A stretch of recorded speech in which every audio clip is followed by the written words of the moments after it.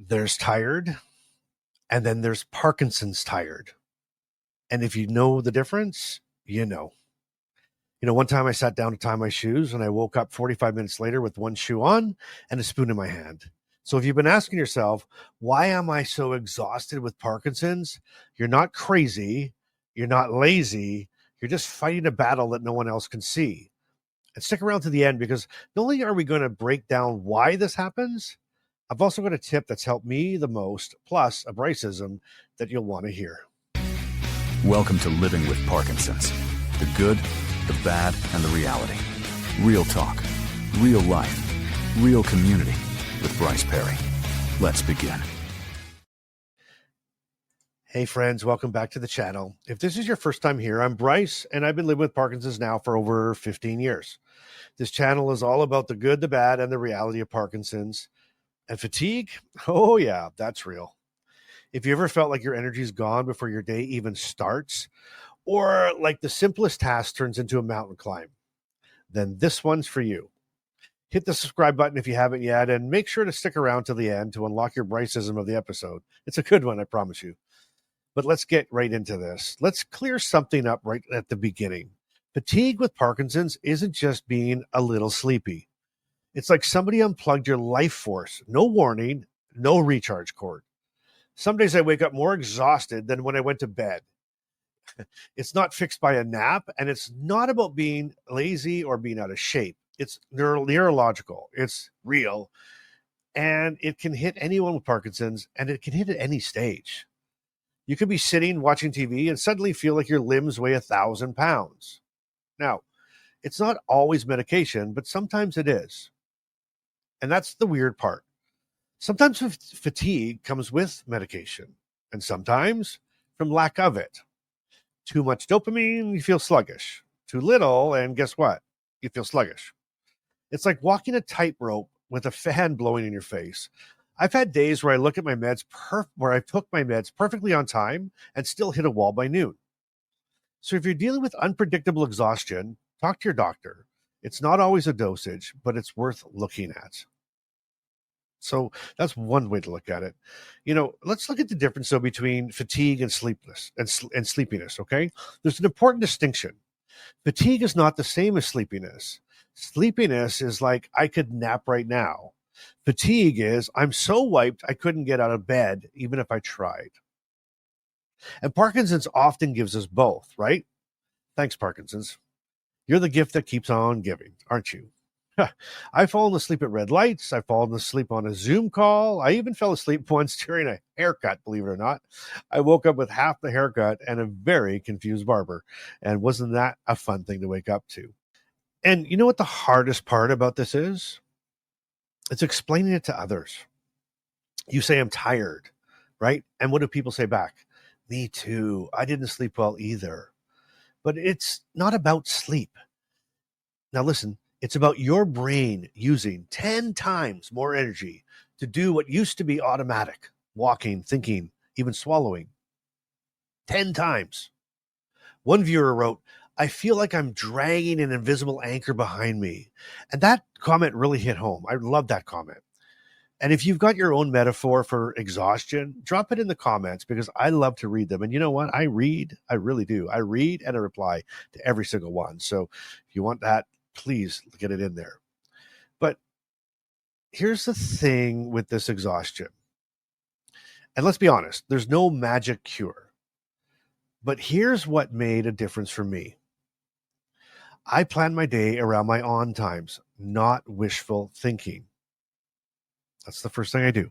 I plan everything around my on times. I don't just try to hope it happens. I try to make it happen. Okay. The second thing I do, I build in recovery time after everything I do. Okay. If I got to cut the grass and we have somewhere to go, and if Carmen says, hey, we got an hour, we have to be here. How long is it going to take to cut the grass? I know it's going to take me half an hour. I build in another half an hour for some recovery time. So it's an hour. So build recovery time into everything you do. That way you get that rest back to you. The third thing I do, same as I always say, I use a pill cap timer reminder, plus the reminders on my phone, plus on the Alexa, plus on my Siri, plus in my car, plus everywhere, plus some sticky notes. I make sure I know when I'm supposed to take that next pill, and I do it religiously. And I'll say it again. I've said it a million times. Meds on time every time. Okay. What's another thing I do? Well, I say no more than I used to. And I know that's a difficult one for people. Saying no, you feel weak. You feel like you're making up excuses. You feel like, I should be able to do this. I want to say yes, but sometimes you have to say no. You have to prioritize what is important to you. What is the most important thing every day? What is the thing that if you don't do this today, you're going to be the most disappointed by? And that's your number one thing. So plan around that one and say no to the other things that might come up. Like, in other words, I might say no to house cleaning because I want to make sure I'm feeling good when my daughter gets here. So pick what's most important and plan your day around that. And this is a big one. And this is one that most of you don't do, and I didn't do for a long time. And this is what you need to start doing right away if you really want to help yourself and get to another level and get your mindset around what's going on here. Is this. I stopped apologizing for needing rest.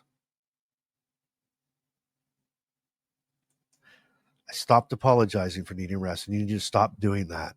It's not your fault you need rest. It's not your fault. You've been diagnosed with a brain disorder.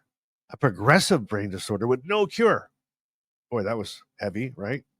We were all welcomed into this club that nobody wanted to be a part of. But we're here and we're in the club. So stop apologizing for what you need. It's not you. It's Parkinson's. Okay, but here's the biggest change. This is the biggest change that I did. The biggest change I did to help myself was track everything. Sleep, food, symptoms, activities, because patterns matter and fatigue loves to hide in patterns. I've even made a tracker for it. I really did. And it hides in there. And I'm going to give you a link to it. Okay. I'm going to try my best. And if it's not quite there, it should be there, but look in the description below, and I'm going to put a tracker in for tracking your fatigue. Okay. And do it. It'll help you. Trust me, it'll help you. So, what about you? It's not just about me. This is a community. It's not about Bryce all the time. So I want to hear from you. How about this? What does Parkinson's fatigue feel like for you? Remember that description of being like it was dragging an anchor. What does it feel like to you? Drop that in the comments. I reply everyone, but it's not just for me. I read so many comments where people are saying, oh, Bryce, you and your people, you and your group, you and your groupies. So if you're a commenter and you're a follower, then I guess we're groupies. We're doing this together. But your comments, what it feels like to you, it's helping people. It's helping thousands of people. And doesn't that feel good at the end of the day? So again, what does Parkinson's fatigue feel like for you? And what's helped or what hasn't helped? Drop it in the comments. Let's crowdsource this one, because you never know who your tip might help. And if you're watching this while lying down, half dressed, and questioning whether cereal counts as dinner, you're my people.